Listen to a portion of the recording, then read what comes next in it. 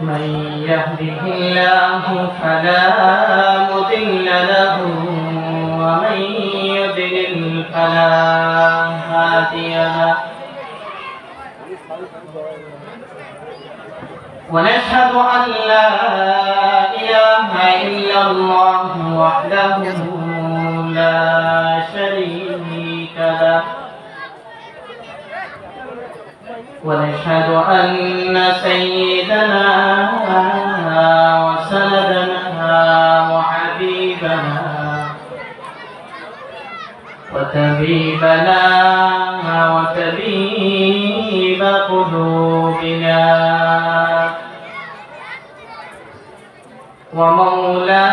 ومولانا محمدا عبده ورسوله الذي أرسله تعالى بالحق بشيرا ونذيرا وداعيا إلى الله بإذنه وسراجا منيرا أما بعد فقد قال الله تعالى في كلامه المجيد وفرقانه الحميد أعوذ بالله من الشيطان الرجيم بسم الله الرحمن الرحيم وعد الله الذين آمنوا منكم وعملوا الصالحات ليستخلفنهم في الأرض كما استخلف الذين من قبلهم وليمكنن لهم دينهم الذي ارتضى لهم وليبدلنهم من بعد خوفهم أمنا وقال تعالى في آية أخرى واعتصموا بحبل الله جميعا ولا تفرقوا واذكروا نعمة الله عليكم إذ كنتم أعداء فألف بين قلوبكم فأصبحتم بنعمته إخوانا وقال تعالى في شان حبيبه إن الله وملائكته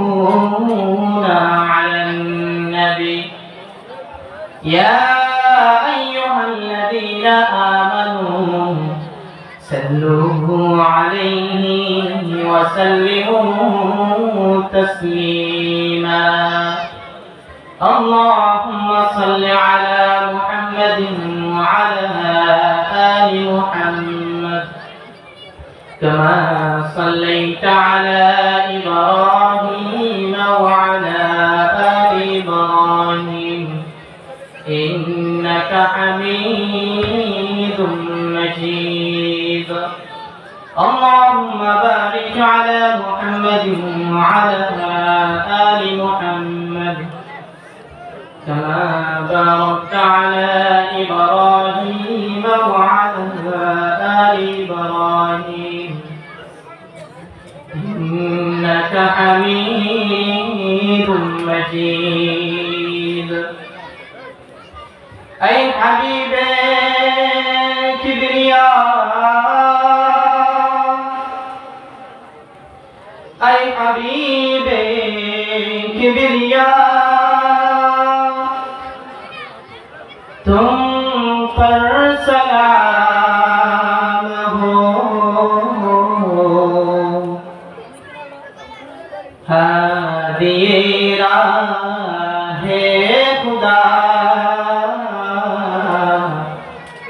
तुम पर सलाम हो बलगल उला बिकमालिही कशफत तुजा बिजमालिही असनतु जमीउ हिसालिही सल्लु अलैहि व आलिहि। ऐ सदा कहता रहा, ऐ सदा कहता रहा, तुम पर सलाम हो। ऐ हमारे दिलरुबा तुम पर सलाम हो बलगल उला बिकमालिही कशफत दुजा बिजमालिही असनत जमीउ हिसालिही सल्लु अलैहि व आलिहि।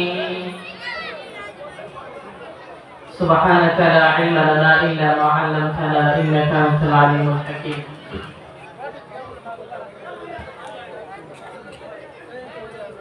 কুতুব আলম ইসলামী ঐক্য সংগঠন এর উদ্যোগে আয়োজিত আজকের এই ইসলামী মহাসম্মেলনের সম্মানিত প্রধান আকর্ষণ ও বিশেষ আকর্ষণ আমার পাশে বসা মুরব্বিয়ানে আযম,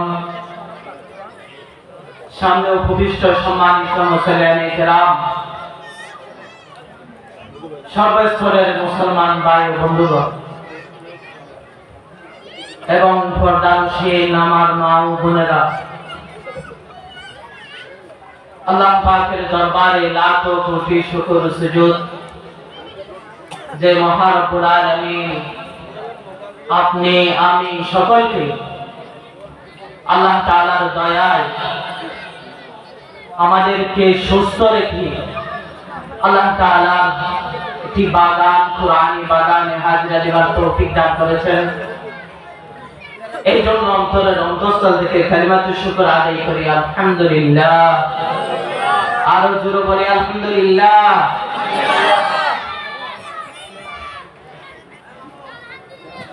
আসলে আজকে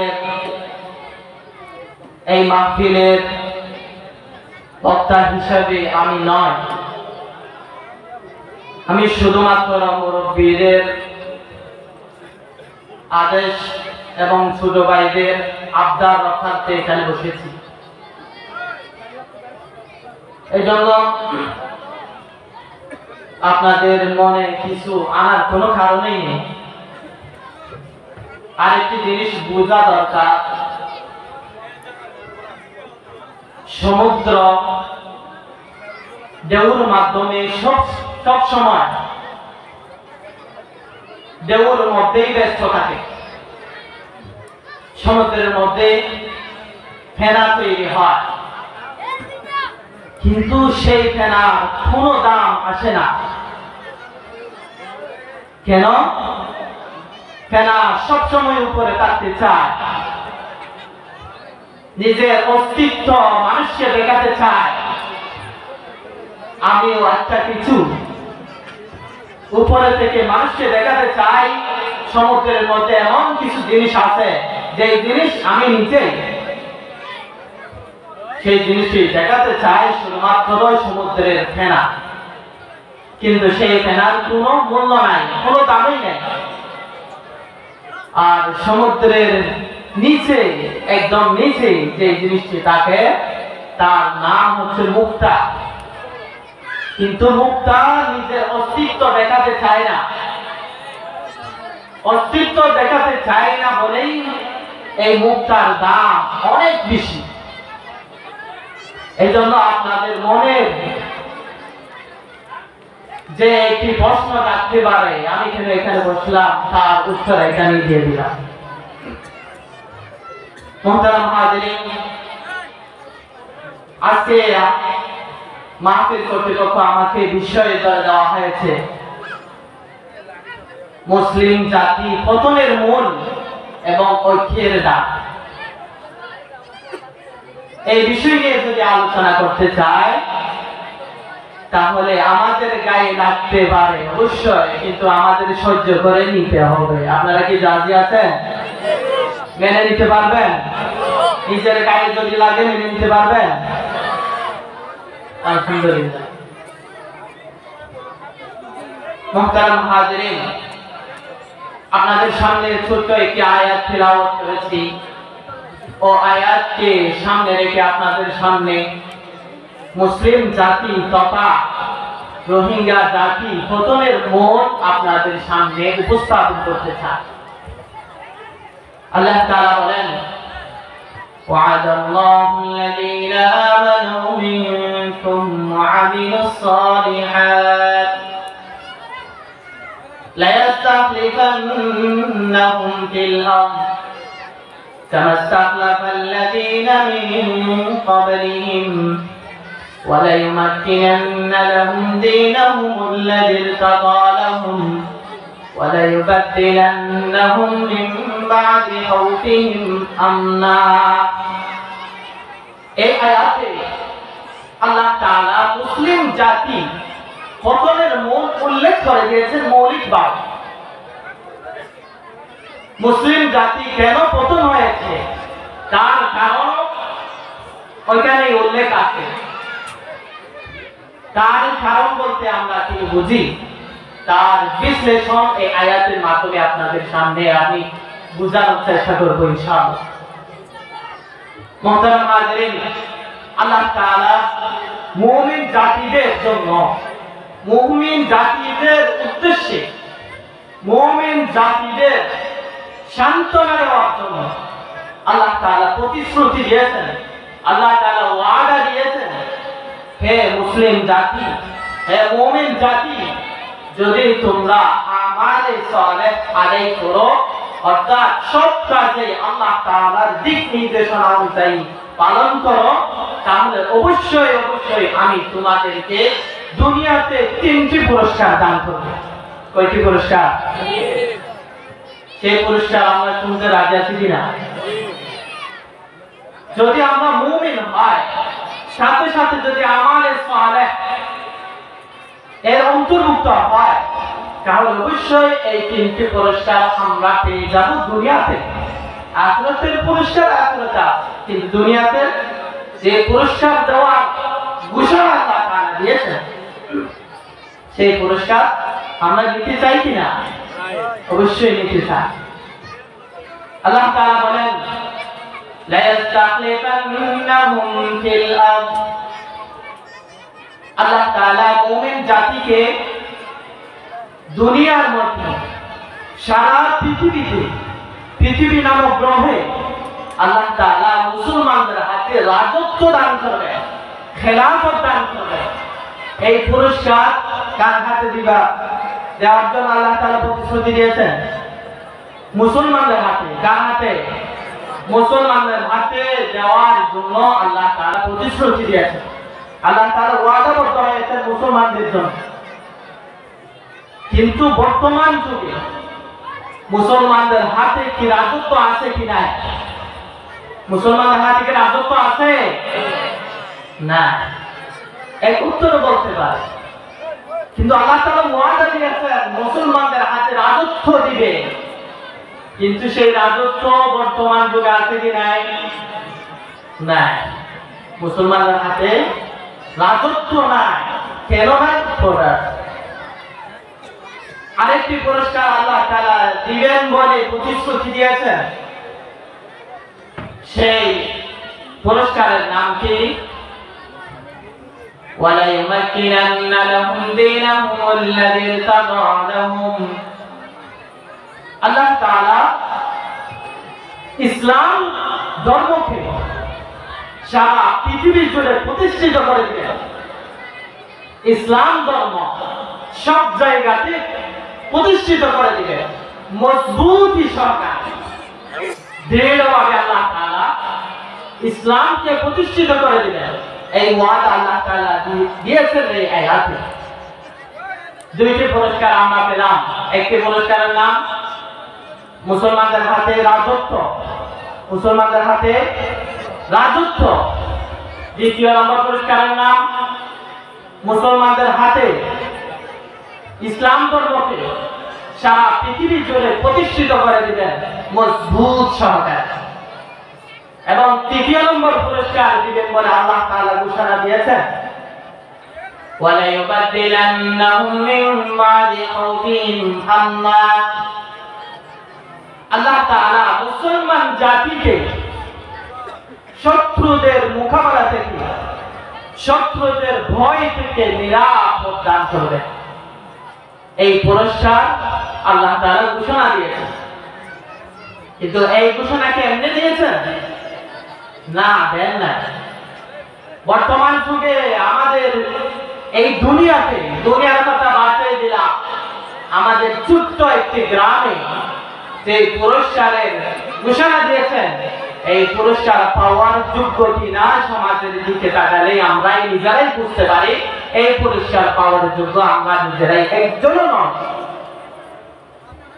কেন নয় সেটাই বোঝা দরকার। কেন নয় সেটাই বোঝা দরকার। আল্লাহ তাআলা বলেছেন, লা ইয়াস্তাকলিনাহুম ফিল আরদ। মুসলমান জাতি যদি আমালে সালেহ করে, আল্লাহ তাআলা এই মুসলমান জাতিকে ইসতিকলাল অর্থাৎ খেলাফত দান করবেন, রাজত্ব দান করবেন। রাজত্ব মুসলমানদের হাতে নাই। সারা পৃথিবীর দিকে তাকান, কোন দেশে মুসলমানদের হাতে রাজত্ব নাই, খেলাফত নাই।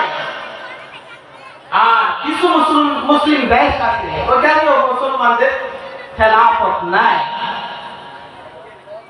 আমাদের জাতি বানানো কিছু নাই, ইহুদি খ্রিস্টানদের বানানো সংবিধান নিয়ে মুসলমানরাই চলে। মুসলিম দেশে মুসলমানদের রাজত্ব নাই, কিন্তু আমরা বাস করি আল্লাহ তাআলার জমিনে। খাই আল্লাহ তাআলা, তাকে আল্লাহ তাআলার জায়গায় রিজিক দান করেন আল্লাহ তাআলা, কিন্তু হুকুম পালন করি পশ্চিমাদের, ইহুদি খ্রিস্টানদের। আল্লাহ তাআলার গোলামি করে সব জায়গাতে আল্লাহ তাআলার বিধান থাকা দরকার, কিন্তু বর্তমান যুগে কোনো কাজে এই বিধান নাই। দ্বিতীয় নম্বর পুরস্কার থেকে বঞ্চিত কেন? দ্বিতীয় নম্বরে বলেছেন, ওয়ালা ইউমাক্কিনান্না লাহুম দীনাহুম আল্লাযী ইরতাদা লাহুম। আল্লাহ তাআলা সারা পৃথিবী জুড়ে ইসলাম ধর্মকে প্রতিষ্ঠিত করে দিবেন। কিন্তু আমাদের সমাজে কি ইসলাম ধর্ম প্রতিষ্ঠিত আছে নাকি অপীড়িত? আমার কথা বুঝলেন না? আমাদের সমাজে ইসলাম ধর্ম কি আছে নাকি নামে আছে, কাজে কি আছে? ইহুদি খ্রিস্টানদের কথা তো বাকি দিলাম, তাদের কাছে না থাকাই স্বাভাবিক। তারা ইহুদি খ্রিস্টান, তারা দুনিয়াতে যেমন মন চাই তেমন খাওয়া দাওয়া ফুর্তি করো, দুনিয়াটা মস্ত বড়। তারা কাছে দুনিয়া, দুনিয়া শেষ, তাদের না দুনিয়া মতো শেষ। কিন্তু আমাদের সমাজের দিকে যদি তাকায়, তাহলে আমরা নিজেরাই বের করতে পারি আমরা এই পুরস্কার থেকে বঞ্চিত কেন। এর উদাহরণ দিলে আমরা অবশ্যই বুঝতে পারবো আমরা এই পুরস্কার থেকে বঞ্চিত কেন। মুহতারাম হাজিরিন, আল্লাহ তাআলা আয়াতে বলেন, ওয়ালিযাকারি মিসলু হাযিল উনসায়াইন। আল্লাহ তাআলা বলেন, যার পিতামাতা মারা যাবে, মারা যাওয়ার পরে সম্পদ যখন বন্টন করা হবে, ছেলে পাবে 2 অংশ, মেয়ে পাবে 1 অংশ। মেয়ে পাবে 1 অংশ, ছেলে পাবে 2 অংশ।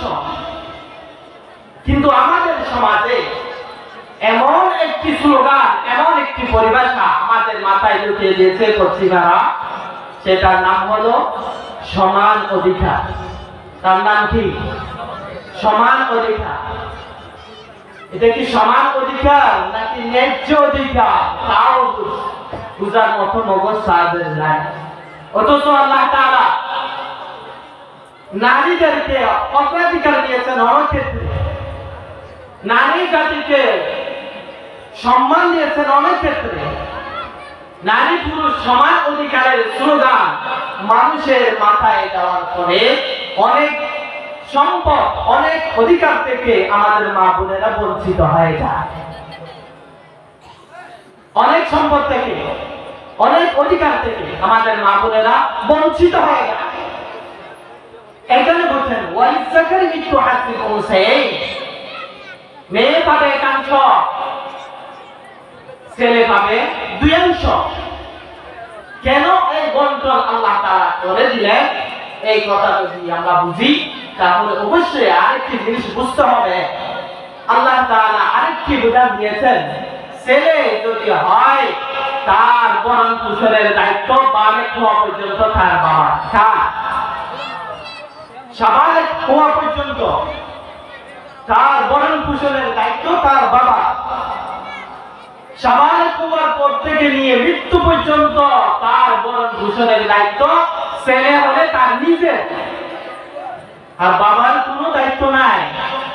কিন্তু মেয়ের দিকে তাকা, মেয়ের ভরণ পোষণের দায়িত্ব কার? যতদিন পর্যন্ত মেয়েদের বিবাহ শাদী হবে না ততদিন পর্যন্ত মেয়ের বাবা। আর যখন মেয়েদের বিবাহ শাদী হয়ে যায়, এই বিবাহ শাদীর পর থেকে নিয়ে মৃত্যু পর্যন্ত তার স্বামীর দায়িত্ব, তার ভরণ পোষণের দায়িত্ব নেওয়া। কেন? মেয়েদের নিজেদের দায়িত্ব নিজে নেওয়া পর্যন্ত নাই। নিজের দায়িত্ব কে নেবে? স্বামী নেবে। আর ছেলে হলে ছেলেদের অধিকার, ছেলেরা বালিগ হওয়া পর্যন্ত নিজের দায়িত্ব থেকে বঞ্চিত থাকে, বাবার দায়িত্ব থাকে। আর সাবালেগ হওয়ার পর থেকে নিয়ে যতদিন পর্যন্ত সে বিবাহ বন্ধনে আবদ্ধ হবে না ততদিন পর্যন্ত তার নিজের দায়িত্ব নিজের। এরপর থেকে নিয়ে যখন সে বিবাহ শাদী করবে তার নিজের দায়িত্বের পাশাপাশি নিজের স্ত্রীর দায়িত্ব তার মাথার উপর। এরপরে যখন ছেলে মেয়ে হবে তার দায়িত্ব নেওয়াও ছেলেদের হাতে। কয়টি দায়িত্ব হলো? তিনটি। এই তিনটি দায়িত্ব আছে, খরচের খাত আছে তিনটি, কিন্তু অংশ বাদ পেল দুইটি। খরচের খাত আছে কয়টি? তিনটি, কিন্তু অংশ পেল দুইটি। আর মেয়েদের কোনো খাত আছে খরচের? মৃত্যু পর্যন্ত তার কোনো খরচের কাজ নাই। যে এক অংশ পেয়েছে সেই এক অংশ পর্যন্ত বোনাস পেয়েছে। এখানে কি মেয়েদেরকে অধিকার থেকে বঞ্চিত করা হলো নাকি ন্যায্য অধিকার দিয়ে তাদেরকে আরো বোনাস দেওয়া হলো? যে অংশ পেয়েছে সেই অংশ পর্যন্ত অতিরিক্ত হয়ে গেল, খরচের কোনো খাতই নেই। এখানে কি মেয়েদেরকে অধিকার থেকে বঞ্চিত করা হয়েছে? না। যদি সমান অধিকারের দাবি করি আমরা, তাহলে ছেলেদের উপর যে চাপিয়ে দেওয়া হয়েছে মেয়েদেরকে ভরণ পোষণ দেওয়া, এই দায়িত্ব যেমন ছেলেদেরকে দেওয়া হয়েছে সেই দায়িত্ব মেয়েদেরকেও দেওয়া দরকার। ইনশাআল্লাহ যে দায়িত্ব ছেলেদেরকে দেওয়া হয়েছে এই দায়িত্ব যদি মেয়েদেরকে দেওয়া হয় তাহলে মেয়েরা কি পারবে? পারবে না। এখান থেকে বোঝা যায় আমাদের সমাজে, আমাদের মস্তিষ্কে এমন স্লোগান, এমন পরিবেশে দেওয়া হয়েছে, নারী পুরুষ সমান অধিকারের একটি স্লোগান আমাদের মাথায় ঢুকিয়ে দেওয়া হয়েছে। অথচ এই স্লোগানটি মুসলমানদের নয়, এই স্লোগানটি ৩০০ বছর আগে প্রতিষ্ঠিত হয় ইহুদি খ্রিস্টানদের। ইহুদি খ্রিস্টানদের স্লোগান কেন, এটা বোঝার জন্য আরেকটি জিনিস বোঝা দরকার। ইহুদি খ্রিস্টানরা মনে করে, তারা আগে মনে করত যারা নারী আছে তারা নিজের বাড়িতে যে গৃহপালিত জন্তু, গরু, ছাগল, মহিষ ইত্যাদি, তাদেরকে ব্যবহার করা যেমন নিজের ইচ্ছার উপর ডিপেন্ড করে, নারীদেরকেও সেইভাবে ব্যবহার করা তারাও বৈধ মনে করে।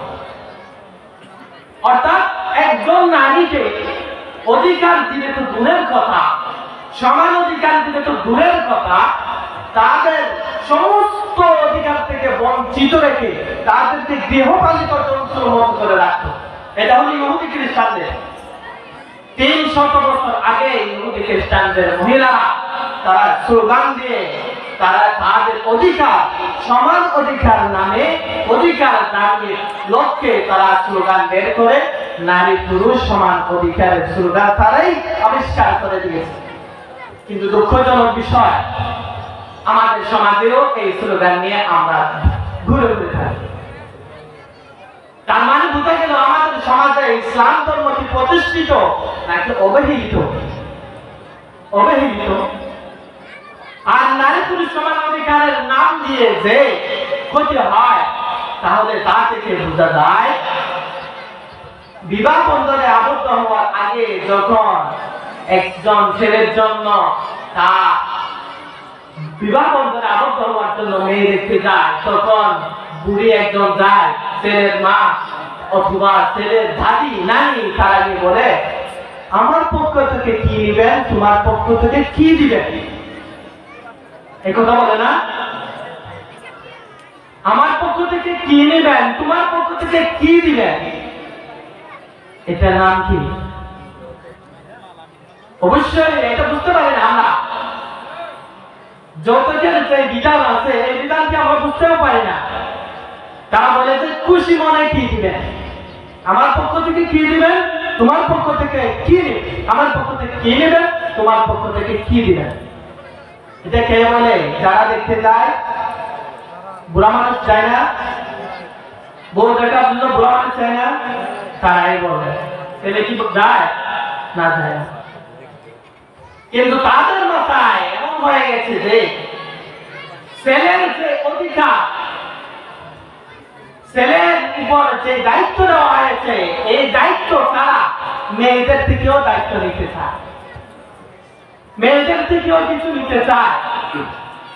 তো শরীয়ত এটা বৈধ তো দেয় নাই। আমাদের সমাজে স্লোগান আছে আছে, আমাদের সমাজে ইসলাম প্রতিষ্ঠিত নাকি অবহেলিত? অবহেলিত। আমাদের সমাজ যদি অবহেলিত হয়, এই পুরস্কার আল্লাহ তাআলা বলেছেন, ওয়া ইয়ামাক্কিনান্না লাহুম দীনাহুম আল্লাযী ইরতাদা লাহুম। আল্লাহ তাআলা বলেছেন দিন ইসলামকে প্রতিষ্ঠিত করে দিবেন। কিন্তু আমাদের সমাজে এই ইসলাম প্রতিষ্ঠিত নাই, অবহেলিত কেন? এর কারণ আছে, সময় খুব স্বল্প। আরেকটি উদাহরণ দিলে অবশ্যই বুঝবেন। আল্লাহ তাআলা বলেন, وَقَرْنَ فِي بُيُوتِكُنَّ وَلَا تَبَرَّجْنَ تَبَرُّجَ الْجَاهِلِيَّةِ الْأُولَى। আল্লাহ তাআলা নারীদেরকে হুকুম দিয়ে বলেন, হে নারী জাতি, তোমাদের স্থান ঘরের কোণায়, তোমাদের কর্মস্থল ঘরের কোণায়, তোমাদের বাসস্থান ঘরের কোণায়, তোমরা বাহির হইও না। কিন্তু আমাদের সমাজে ইসলাম প্রতিষ্ঠিত না হওয়ার কারণে আমাদের নারীরা ঘর থেকে বের হওয়ার জন্য ওপেন নেমে যায়। কেন যায়? আমাদের সমাজে ইসলাম প্রতিষ্ঠিত নাই, ইসলাম প্রতিষ্ঠিত নাই আমাদের সমাজে। এই জন্য আমাদের সমাজে এই স্লোগান দেওয়া হয়েছে, নারীদের পুরুষের যেমন বরণ পোষণ আয় রোজগার করা দরকার, সেরকম নারীদের তো অধিকার দেওয়া দরকার। ছেলে মেয়েরা যেমন চাকরি বাকরি করবে, মেয়েরাও সেরকম চাকরি বাকরি করবে। ইহুদি খ্রিস্টানদের এই কালচার আমাদের মাঝে আছে কিনা? ঘর থেকে বের করতে চায় কারা? একদল আছে আমাদের মা বাবা, আরেকদল আছে এখানে, আরেকটি দল আছে, তারা কারা নাম বলতে পারবেন? মেয়েদেরকে ঘর থেকে বের করতে চায় কোন দল? আমাদের যে সেবা করেছে, আমাদের সবসময় সেবায় লিপ্ত আছে এনজিও সংস্থা, তারা আমাদের মেয়েদেরকে চাকরির নামে ঘর থেকে বের করতে চায়। সেরকম দেখেন না, খুব সুন্দর ভাবে যুক্তি দিয়ে তারা বুঝায় আমরা যে মানুষের কাছে সেবা দিই, মানুষ তো দুই ধরনের আছে, এক জাতি মেয়ে আরেক জাতি পুরুষ। পুরুষদেরকে সেবা দেওয়ার জন্য পুরুষদেরকে আমরা চাকরিতে নিই, কিন্তু মহিলা জাতি যারা আছে তাদেরকে সেবা দেওয়ার জন্য আমরা তো পুরুষ যেতে পারি না। এই জন্য মেয়েদের সেবা মেয়েদেরকে দেওয়ার জন্য ঘর থেকে বের করে একজন ছেলে একজন মেয়ে জোড়া জোড়া নিয়ে বের করে দেয়। খুব সুন্দর যুক্তি না? খুব সুন্দর যুক্তি। কিন্তু এই কৌশলটি আমরা বুঝতে না পারার কারণে আমাদের সমাজের মেয়েরা ঘর থেকে বের হয়। তাদের এই যুক্তির বিপরীতে যে একজন ছেলে সেবা দেওয়ার জন্য ঘরে ঘরে যে যায়, এলাকায় এলাকায় ঘুরে এই জোড়াতে মেয়েদেরকে বের করে মেয়েদের সেবা দেওয়ার জন্য যে বের করে, তাদের সাথে পুরুষ দেওয়ার কি দরকার? তার মানে বোঝা গেল ভিতরে ভিতরে কি আছে? কিছু কিছু আছে, ভিতরে ভিতরে কিছু কিছু আছে। তারা বলেছে মেয়েদেরকে সেবা দেওয়ার জন্য মেয়েই নির্ধারণ করা হয়, কিন্তু সবসময় লেখা আছে যে একজন ছেলে তার বৈধতা খেয়ে দিবে। সবসময় যে একজন মেয়ের সাথে আরেকজন পুরুষ লেগে আছে তার বৈধতা খেয়ে দিবে, এটা অবৈধ। একজন ছেলে সমাজে গিয়ে মেয়েদেরকে সেবা দেওয়া এটা অবৈধ, ইসলাম বৈধতা দেয় না, কাজের স্লোগান এটাই। কিন্তু সাথে যে একজন মেয়ে দিয়েছে তার বৈধতা খেয়ে দিবে, তার বৈধতা কি আছে? না। এটা হচ্ছে ইনজুরিদের কৌশল। ইনজুরিদের দৃষ্টি লাভ নাই, ইনজুরিদের দৃষ্টি লাভ নাই। আমাদের অনেক মা বাবারা আছে, তারা নিজেদের কন্যা সন্তানকে চাকরির নামে একজন প্রতিষ্ঠিত হওয়ার জন্য বলে তারা নিজের মেয়েদেরকে চাকরিতে দিয়ে দেয়। কেন দরকার? মেয়েদেরকে চাকরিতে দেওয়া কেন দরকার? সারা জীবন বিবাহ শাদীর আগ পর্যন্ত বাবার দায়িত্ব তার ভরণ পোষণ পালন করা, কিন্তু সে বাবা সে মা নিজের মেয়েদেরকে অধিকার থেকে বঞ্চিত রেখে নিজের মেয়েদেরকে ঘর থেকে বের করতে চায়। সেই বাবাটি অধিকার থেকে বঞ্চিত রেখেছে, একটা অধিকার দিয়েছে, নিজের মেয়েদেরকে অধিকার দেয় নাই। সেই মা বাবাকে আমি দোষ দিতে চাই, সেই মা বাবাকেও আগে দোষ দিব, তারপরে দিব চলবে। আপনি একজন মা বাবা হয়ে নিজের মেয়েদেরকে কেন ঘর থেকে বের করতে চান? অথচ আল্লাহ তাআলা বলেছেন ওয়াকান্নাতি বুয়ুতিকুন্না ওয়ালা তাবাররাজনা তাবাররাজাল জাহিলিয়াতিল্লাহ। মেয়েদের কর্মস্থল ঘরে মেয়েরা সবসময় তাদেরকে যে কাজগুলো দেওয়া হয়েছে, মাসিক ঋতুস্রাব হবে, ছেলে সন্তান মেয়ে সন্তান হলে তাদেরকে লালন পালন করবে, স্বামীর সেবা করবে, সব কাজ ভিতরের নাকি বাইরের কাজ। নিজের স্বামীর সেবা না করে পরের স্বামীর সেবা করতে বের করে দিলেন কেন? নিজের বিবেকের কাছে একটু প্রশ্ন রাখবেন। এই কাজ হয় সমাজে কি আমাদের ইসলাম ধর্ম প্রতিষ্ঠিত নাকি অবহেলিত?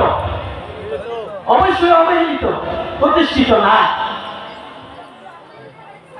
আরেক দল আছে নিজের স্বামী, নিজে তো তার সেবা নেই, আরেকজনের সেবা নেওয়ার জন্য নিজের বউকে বের করে দিতে চায়। কেন? নিজের স্ত্রীকে ভরণ পোষণ দেওয়ার দায়িত্ব আপনার, আপনি তার ভরণ পোষণ তার থেকে অধিকার আদায়ের লক্ষ্যে তাকে ঘর থেকে নিয়ে বের করতে চান। এই কারণে একমাত্র আমাদের সমাজে ইসলাম ধর্ম প্রতিষ্ঠিত নাই। এই জন্য মুহতারাম হাজিরিন, আল্লাহ তাআলা যে পুরস্কার দিবেন বলেছেন ইসলাম ধর্ম আমাদের সমাজে প্রতিষ্ঠিত করে দিবেন, এই প্রতিষ্ঠিত এখন বর্তমান যুগে নাই। আল্লাহ তাআলা আরেকটি পুরস্কারের ঘোষণা দিয়েছেন ওয়ালা ইউবাদদিলান্নাকুম মিন বা'দি খাউফিহিম আমনা। মুসলিম জাতিকে আল্লাহ তাআলা মুসলিম জাতিকে জালেমের জুলুম, জালেমের শত্রুতানি থেকে নিরাপদ স্থলে আল্লাহ তাআলা বসবাস করার মতো স্থান দিবেন এবং তাদের জুলুম থেকে নিরাপদ দান করবেন। এই পুরস্কার দিয়েছেন। এবং এই পুরস্কার দিবেন বলে প্রতিশ্রুতিও দিয়েছেন, ওয়াদাবদ্ধ হয়েছে। কিন্তু আমরা কি শত্রুদের শত্রুতা থেকে নিরাপদ নাকি অনিরাপদ? সারা বিশ্ব জুড়ে মুসলিম জাতি কি নিরাপদ নাকি অনিরাপদ? অনিরাপদ। কেন নিরাপদ সেটাই বোঝা দরকার। সব জায়গাতে অনিরাপদ শত্রুদের শত্রুতা থেকে। আমাদের আর এখানে মুসলিম জাতি আছে, কিন্তু তারা কি নিরাপদ? না। আমাদের ফিলিস্তিনে নিরাপদ আছে, ইন্ডিয়ায় নিরাপদ নাই, কোন জায়গাতে নিরাপদ নাই। নিরাপদ না থাকার কারণ কি? আল্লাহ তাআলা একটি শর্ত আরোপ করেছেন। এই তিনটি পুরস্কার দেওয়ার জন্য আল্লাহ তাআলা ওয়াদাবদ্ধ হয়েছেন একটি মাত্র শর্তের মাধ্যমে। একটি শর্ত কি? وعد الله الذين آمنوا منكم وعملوا الصالحات। আল্লাহ তাআলা বলেন, হে মুমিন জাতি, তোমাদের সাথে আমি ওয়াদাবদ্ধ হয়েছি, তোমাদের সাথে আমি প্রতিশ্রুতি দিয়েছি, তোমরা যদি একটি শর্ত পালন করো আমি তোমাদেরকে তিনটি পুরস্কারের দুনিয়াতে দান করব। একটি পুরস্কারের নাম খেলাফত, রাজত্ব, আর একটি পুরস্কারের নাম ইসলাম ধর্মকে সারা পৃথিবী জুড়ে প্রতিষ্ঠিত করে দেওয়া, আর একটি পুরস্কারের নাম জালেমের জুলুম, শত্রুদের শত্রুতামি থেকে হেফাজত করা। এই একটি পুরস্কার আমরা পেলাম না। একটি শর্তের মাধ্যমে যদি আমরা শর্ত মেনে নিতাম তাহলে আল্লাহ তাআলা অবশ্যই এই পুরস্কারগুলো আমাদেরকে দান করতেন। সেই শর্ত কি? সেই শর্ত হলো ওয়ামিলুস সালিহাত। আমাল সালেহ যারা করবে আল্লাহ তাআলা অবশ্যই তাদেরকে এই তিনটি পুরস্কার দান করবে। আমরা কি আমাল সালেহ করি না করি না? আমাল সালেহ বলতে আমরা আমাল সালেহ ভালো কাজ বলতে কি বুঝি এটাও বুঝি না। ইসলাম বলতে কি বুঝি সেটাও বুঝি না। ভালো কাজ বলতে আমরা বুঝি নামাজ পড়া, ভালো কাজ বলতে আমরা বুঝি রোজা রাখা, ভালো কাজ বলতে আমরা বুঝি দাড়ি রাখা, ভালো কাজ বলতে আমরা বুঝি কুর্তা গায়ে দেওয়া, দাড়ি টুপি নিয়ে আমরা একজন আল্লাহর ওয়ালি হয়ে যাও। এটা কি আমাল সালেহের লক্ষণ? ইসলামের লক্ষণ? আল্লাহ তাআলা বলেন, আল-ইয়াওমা আকমালতু লাকুম দীনাকুম ওয়া আতমামতু আলাইকুম নি'মাতি ওয়া রাদিতু লাকুমুল ইসলাম দীনান। আল্লাহ তাআলা ইসলাম ধর্মকে পূর্ণাঙ্গতা দিয়েছেন, পূর্ণাঙ্গতা দিয়েছেন। নাই এমন কোন বিষয় নাই ইসলাম ধর্মে। অতএব অন্যজনের বিধান নিয়ে আমাদের চলার কোনো দরকার নাই। আল্লাহ তাআলা যে বিধান দিয়েছেন, কোরআনে যে বিধান দিয়েছেন, সেই বিধান মতে যদি আমরা চলি আমরা সিরাতুল মুস্তাকিমের পথিক হতে পারব। মুহতারাম হাজিরিন, আমাল সালেহ বলতে আমাদের মাথার চুল থেকে নিয়ে পায়ের কান পর্যন্ত, আমাদের একজন মুদি দোকান থেকে নিয়ে মুদি দোকান থেকে নিয়ে সংসদের আসন পর্যন্ত আমাদের সব ক্ষেত্রে ইসলাম ধর্মে পূর্ণাঙ্গতা দিয়েছে। অতএব আমাদের সব কাজ যদি আমরা আমাল সালেহ হিসেবে পালন করি তাহলে অবশ্যই আল্লাহ তাআলা আমাদেরকে এই তিনটি পুরস্কার অবশ্যই দান করবেন। আর আমাল সালেহ করার জন্য কি দরকার? আমাল সালেহ কিভাবে করব? আমাল সালেহ করার আগে আমাদের অন্তর থেকে, আমাদের শরীরকে, আমাদের কালচারকে, আমাদের নিয়ম নীতিকে শত্রুদের মোকাবেলা এবং শত্রুদের হুমকি থেকে আমাদেরকে রক্ষা করতে হবে। শত্রুদের থেকে হুমকি থেকে আমাদের নিজেদেরকে রক্ষা করতে হবে। শত্রুদের হুমকি কি? শত্রু কি জিনিস এটাও আমরা বুঝি না। শত্রু কি জিনিস এটাও বুঝি না। শত্রু বোঝার জন্য আমাদের সর্বপ্রথম বুঝতে হবে আমাদের পিছনে আমরা কোন জিনিসে গিয়ে আমরা দুর্বল, সেই জিনিসটা অবশ্যই বুঝতে হবে। আমি 4টি শত্রুর নাম বলবো। কয়েকটি শত্রু?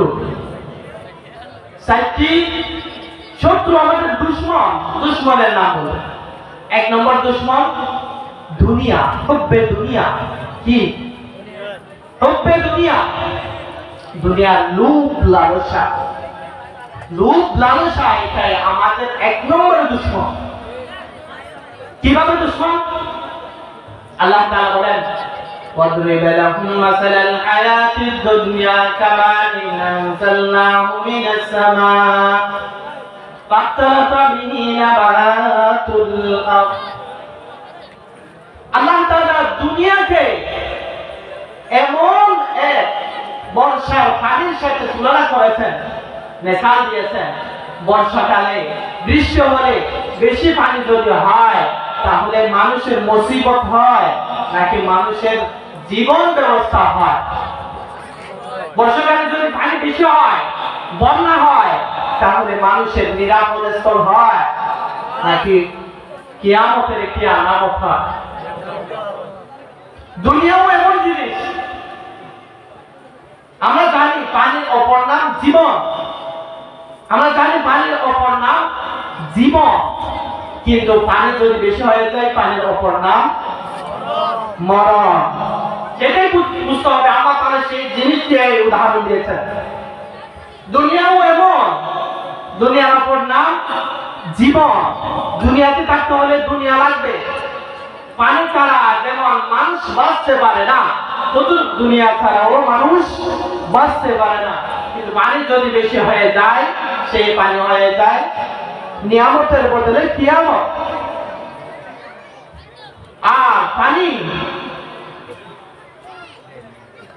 আর পানি যদি অতিরিক্ত হয়ে যায় তাহলে সেই পানি কিয়ামত হয়ে যায়।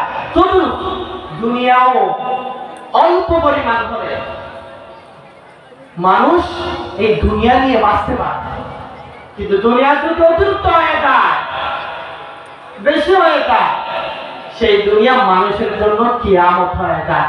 এই জন্য এই দুনিয়াই মানুষের জন্য দুশ্মন। পানির বন্যা কি মানুষের দুঃস্থ হতে পারে? মানুষকে দুঃসাত করে দেয়, ঘর বাড়ি দুঃসাত করে দেয়, কিন্তু দুনিয়া যদি অতিরিক্ত হয়ে যায় এই দুনিয়াও মানুষকে ধ্বংস করে দেয়, মুসলিম জাতিকে ধ্বংস করে দেয়।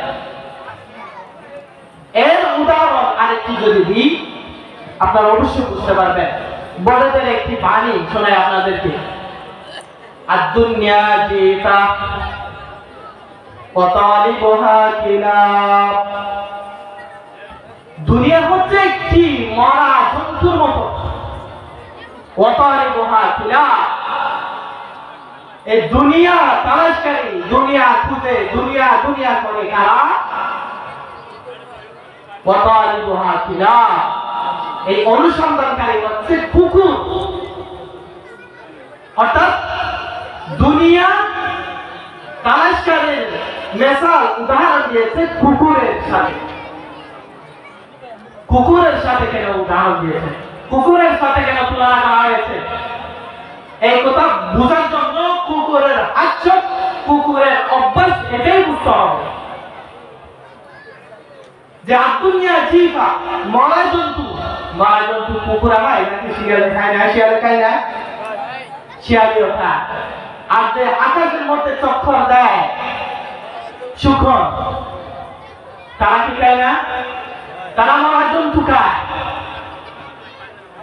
আর আকাশের মধ্যে যে শুকর চক্কর দেয় তারা খাওয়ার একটি নির্ধারিত সময় আছে, দিনের বাইরে রাতে এই শুকরে মরা জন্তু খায় না।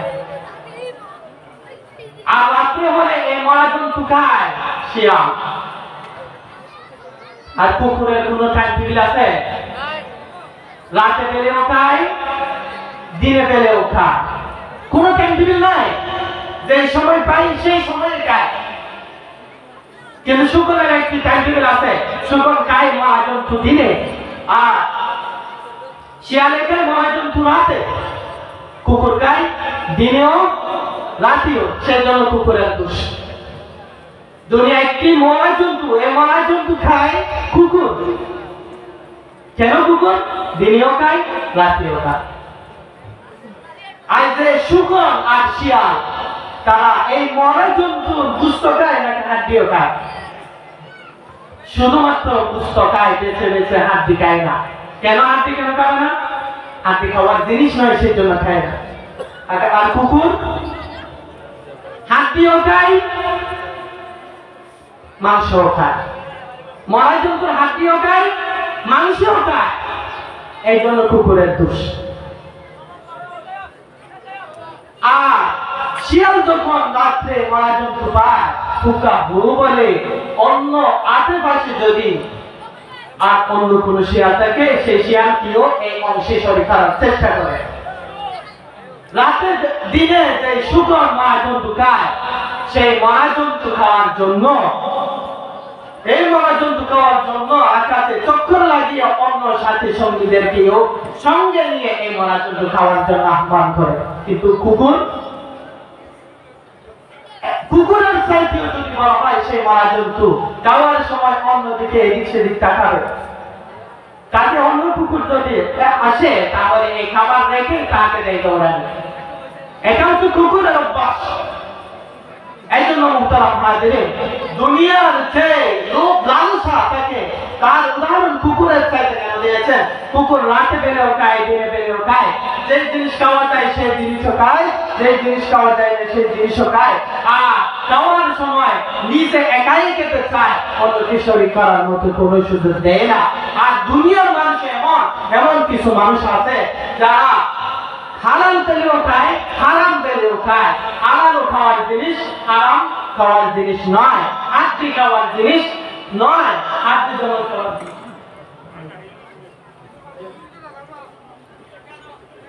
হাড্ডি যেমন খাওয়ার জিনিস নয়, হারাম জিনিসও খাওয়ার জিনিস নয়।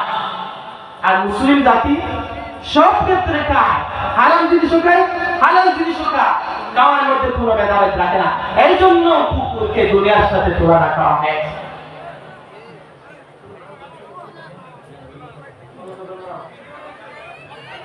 এই জন্য মুহতারাম হাজিরিন, দুনিয়াকে কুকুরের সাথে তুলনা করা হয়েছে।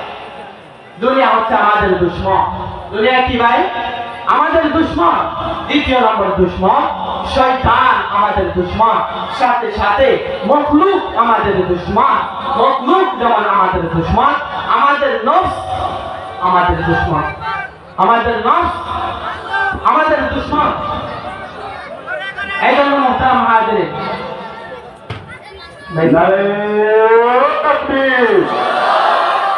আল কোরআনের আলো, আল হাদিসের আলো, মৌলানা রিদওয়ান কাদের সাহেবের আগমন।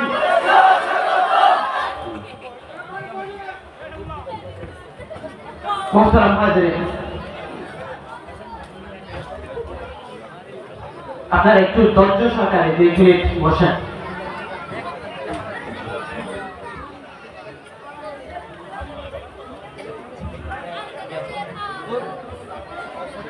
মুহতারাম হাজিরিন, আমাদের মাঝে উপস্থিত হয়েছেন আজকের প্রধান আকর্ষণ হযরতুল আল্লামা মুফতি রিদওয়ান কাদের সাহেব। কিছুক্ষণের মধ্যে আপনাদের সামনে উপস্থিত হবেন। মুহতারাম হাজিরিন, আমাকে যে বিষয় দেওয়া হয়েছে, এই বিষয়কে সংক্ষিপ্ত করে আপনাদের কাছ থেকে বিদায় নেওয়ার চেষ্টা করব। আজকের এই সংগঠনের নাম কি?